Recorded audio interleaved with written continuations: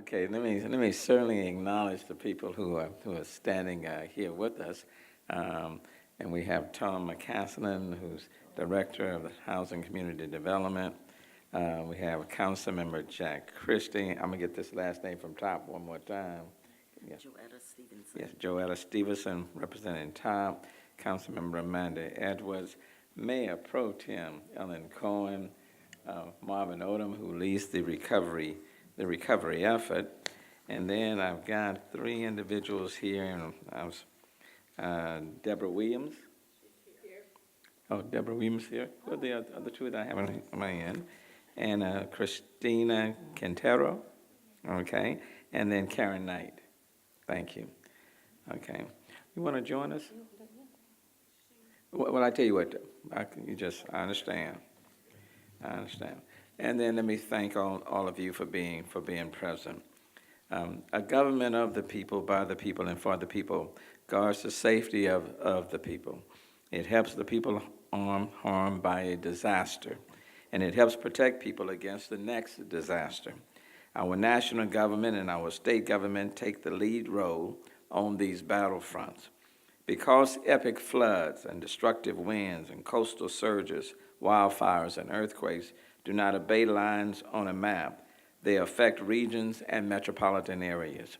We have been working hard every day since Hurricane Harvey to meet the needs of Houstonians who became victims of the flood.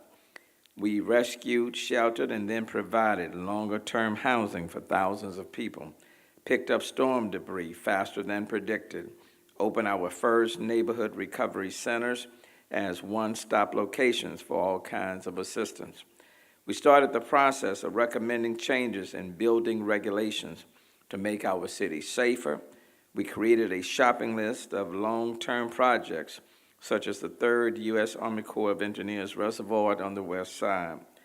But without the proper amount of funding from the state and federal government, we cannot accomplish our short-term goals or long-term goals, such as repairing and replacing the houses flooded by Harvey for people who cannot pay for their own, and they do not have flood insurance. We certainly cannot accomplish long-term goals on our own either, providing massive flood mitigation to protect Houstonians from the next powerful storm and the ones after that. And I want to remind everyone that we faced a lot of flooding during the Memorial Day in 2015, and the Tax Day flood, April 17, 2016, and of course, Harvey. Washington provided the kind of long-term mitigation assistance funding after Katrina for New Orleans and after Sandy for New York and New Jersey. And are they any less deserving? And the answer is, of course not. So when the White House unveiled this funding proposal for hurricane relief, I called it a formula for failure. Without money to protect Houston from another flood catastrophe, just replacing what we lost would be a losing game, because then we will have to start all over again after the next flood. And the administration's proposal didn't even include enough to rebuild, especially for the neediest of our neighbors. So we went to Washington, council members, and I want to thank the council members, the director, Marvin Odom, leading the recovery effort, met with lawmakers, worked the phones, and sent emails to our representatives in Congress. Now the proposal has gone from $44 billion to what is recommended by the House, $81 billion for disaster relief for Texas, Florida, and Puerto Rico all together. It's a big improvement from where they started, $44 billion for Texas, Florida, California, and Puerto Rico all together, but not enough for us considering that Governor Abbott told Washington that $61 billion is needed just for the part of Texas damaged by Hurricane Harvey. And by the way, all of us in the Texas region agree with that $61 billion assessment. Besides that, just proposing an amount doesn't buy one roofing shingle or drywall section. Today, the House was considering approval of the package, but the Senate was not. We still need Washington to act on the pressing needs of Houstonians as we work towards full recovery and resiliency. Let me be very clear. This is urgent. And one of the reasons why we decided to hold this press conference today is because it is urgent. And literally, there are thousands of people living in homes that need to be remediated.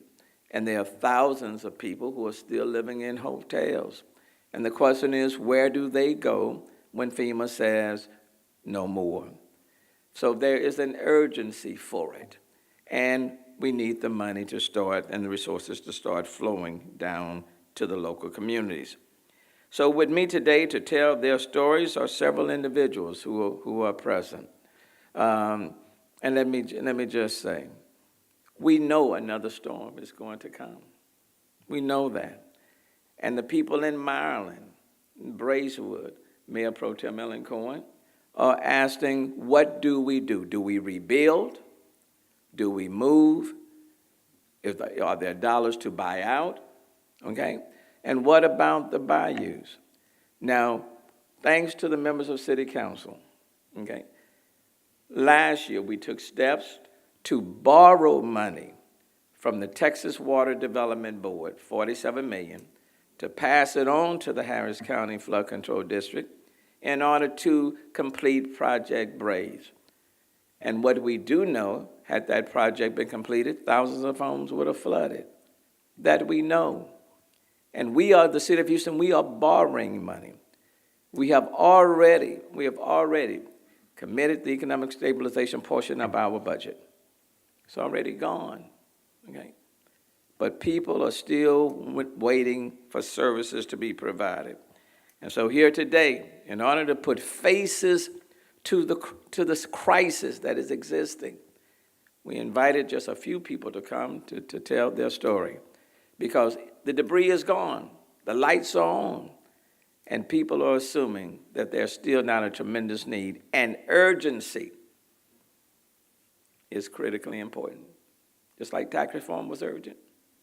Let me just tell you, you can give people tax reform, but when their houses get flooded, what's left? Okay? This is urgent.